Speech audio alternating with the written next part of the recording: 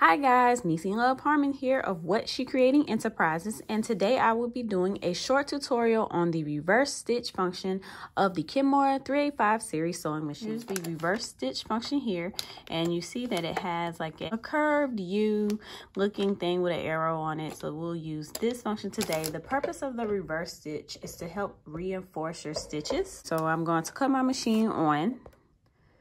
And I have a piece of faux leather here that I will be using.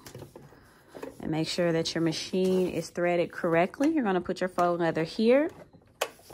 And what I usually do is when it's time for me to start sewing, I usually start sewing about a 1/4 inch. Yeah, about a 1/4 inch from the top.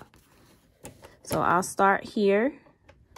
And then I'll use my hand wheel to manually put the fabric, the needle in the fabric. And then I will press the reverse stitch. So what I usually do is I go back 3 spaces and then I'll come forward the rest. So here we go. I'm pressing my reverse stitch. I'll go back a couple and then I'll move forward. I'll stitch it all the way to the end.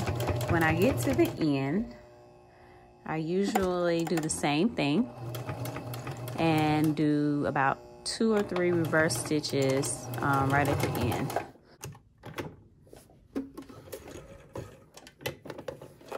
Okay, so if I look at it, there's my reverse stitch at the top.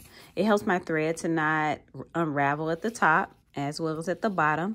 So if you can look at that, it's on both sides, so thread should not come out. There you go. And that is how you use the reverse stitch of the Kenmore 385 series sewing machine. If you have a tutorial in mind that you would like to see, please write it in the comment, as well as follow us on all of our social media handles, and subscribe to our page, like our videos, and thanks for watching and happy sewing.